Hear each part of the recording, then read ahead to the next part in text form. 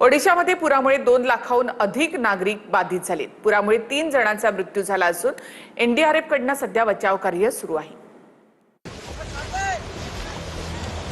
ओडिशामध्ये कोसळणाऱ्या मुसळधार पावसामुळे पूर परिस्थिती अधिक गंभीर झाली आहे।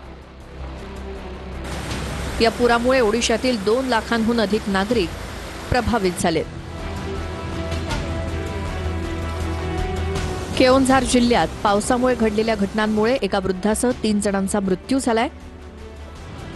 राज्यातील बालासोर, भद्रक, जाजपूर, मयूरभंज आणि संबलपूरसह 6 जिल्ह्यांना पुराचा सर्वाधिक फटका बसलाय।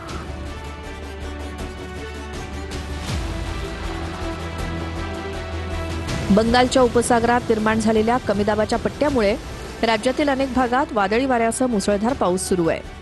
त्यामुळे 6 जिल्ह्यातल्या 44 तालुक्यांमधील 266 गावांना पुराचा वेढा पडल्याची माहिती मिळते।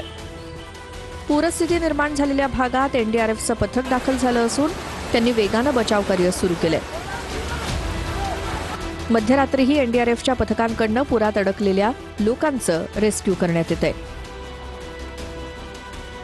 मुख्यमंत्री मोहन चरण मांझे देखील पूर परिस्थितीवरती लक्ष ठेवून आहेत।